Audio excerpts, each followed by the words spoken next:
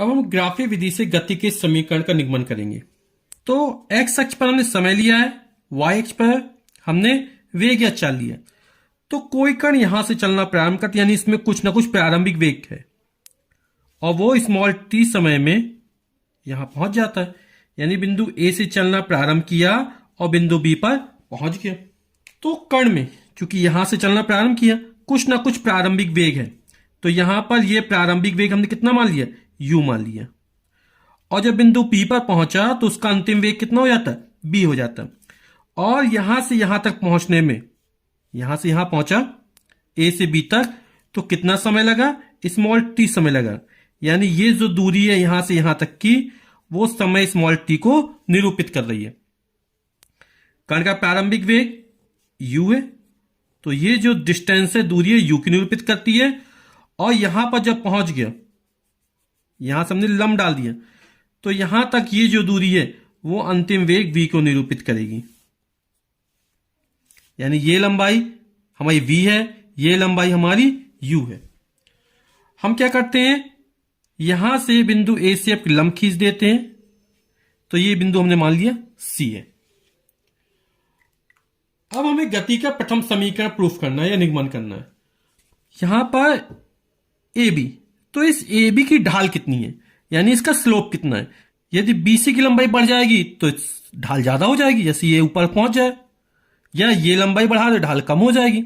यानी ये जो ढाल ए बी है वो हमारी बीसी और एसी पर निर्भर कर रही है। जैसे हम त्रिकोणमिति पढ़ते हैं, ढाल जो प्रवणता m बराबर टेन थीटा, और टेन थीटा और लंब बटे आधार। यानी यहां पर ये जो ढाल ए बी है वो बीसी और एसी पर निर्भर कर रही है। तो यहां पर ए से बी तक वेग परिवर्तन, और वेग परिवर्तन ही त्वरण।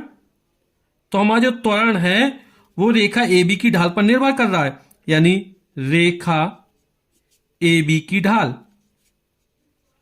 या प्रवणता, और ढाल कितना हो जाएगा, ये बीसी बटे एसी।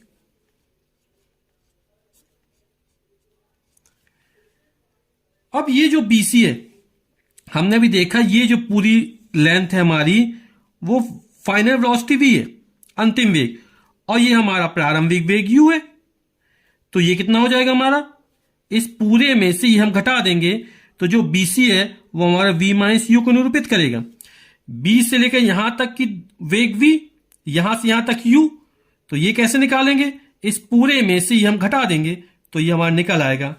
और AC हमारा समयांतराल है, तो BC का मान हमारा निकला v माइनस u। AC ये जो हमारी दूरी है, आयत बन गया, तो चाहे ये लिख दो चाहे लिख दो, बराबर हो t।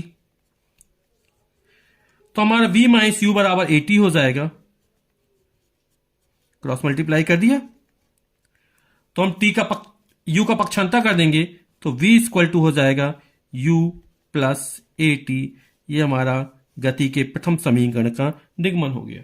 अब गति के दूसरे समीकरण के निगमन के लिए ये जो ढाल ए बी है, ये एक्स अक्ष पर, यानी समय अक्ष पर कितना क्षेत्रफल घेरती है, तो वही क्षेत्रफल जो होगा वो हमारा चली गई दूरी को निरूपित करेगा। तो यहां पर ये पूरा जो क्षेत्रफल निकलेगा, ये इस पूरे क्षेत्रफल का मान निकाल लेंगे तो हमारा चली गई दूरी निकल आएगी। यानी चली गई दूरी s बराबर हो जाएगा a, ये हमने ओरिजिन o मान लिया, a o, और इस वाले बिंदु को हम कोई मान लेते हैं d, तो a o d b का क्षेत्रफल, ये जो आकृति बन रही है इसका पूरे क्षेत्रफल। तो इस आकृति में दो आकृति नजर आ रही, एक ये हमारा त्रिभुज नजर आ रहा है, गौर से देखेंगे तो ये हमारा त्रिभुज है। तो त्रिभुज यानी ट्रायंगल ए सी बी का क्षेत्रफल,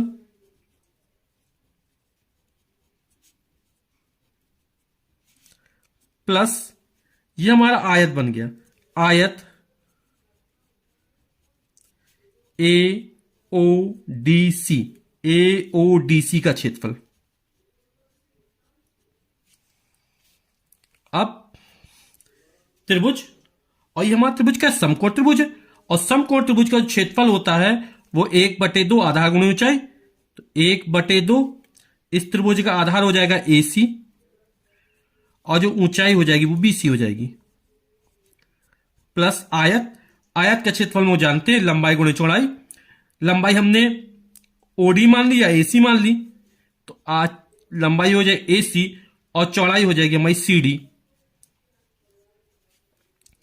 सबके मान रख देते 1/2 एसी, एसी हमारा समय टी है, गुणे बीसी, बीसी अभी बताया ये v माइनस यू कहलाएगा हमारा,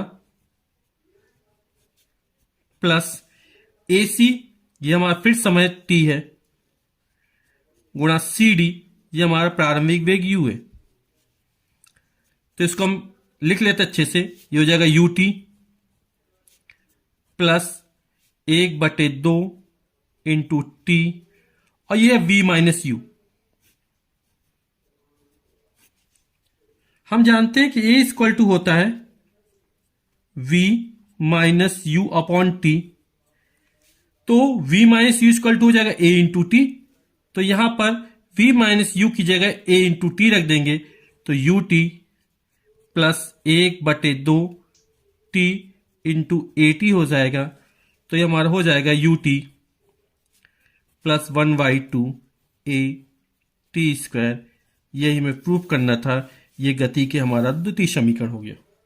अब गति के तृतीय समीकरण के प्रूफ के लिए यहां पर हमने निकाला था कि जो ढाल ए बी जितना क्षेत्रफल घेर रही है वह चली गई दूरी को निरूपित करता है।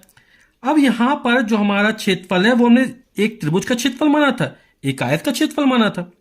नीचे वाली आकृति आयत है, ऊपर वाली आकृति त्रिभुज है। यदि इस आकृति को गौर से देखें, ए ओ डी बी सी ये समांतर रेखा है, ये चतुर्भुज बन रहा, यानी ये पूरा हमारा क्या समलम नजर आ रहा है, ट्रेपेजियम समलम। और समलम का क्षेत्रफल हम जानते हैं कि 1/2 जो समांतर भुजाएं हैं उनका योग और गुणे बीच की दूरी। तो हम वैल्यू रख देते 1/2। समांतर भुजाएं में कौन सी है, एक ये भुजा, ये समांतर भुजाएं, तो समांतर भुजाएं OA हो जाएगी एक, प्लस दूसरी हो जाएगी BD, और जो बीच की दूरी वो AC निरूपित करेगी। ये समांतर भुजाएं AO और BD, ये समांतर भुजाएं। तो वैल्यू पुटअप करते हैं 1/2 गुणे OA का मान U है हमारा, BD का मान हमारा पूरा ये V है, AC समय का मान हमारा T है। तो 1/2 गुणा ये होगा U प्लस V या V प्लस U लिख सकते हैं, दोनों एक ही चीज है, T। यहां पर A equal to V minus u upon t होता है, तो इससे हम T की वैल्यू निकालें तो T ऊपर जाएगा, A नीचे आएगा, हो जाएगा V minus u upon A। तो यहां पर T के स्थान पर रख देते हैं V minus u upon A। तो ये हमारा हो जाएगा v plus u v minus u, यानी a plus b a minus b, यानी a स्क्वायर यानी v square minus u square, बटे में 2 है, बटे में तो 2a हो जाएगा। क्रॉस मल्टीप्लीकेशन कर देंगे तो निकल आएगा v square minus u square बराबर 2as। यू स्क्वायर का पक्षांतर कर देंगे तो वैल्यू निकले v स्क्वायर इक्वल टू निकल आएगा यू स्क्वायर प्लस 2as, और यही हमारे गति का तृतीय समीकरण है।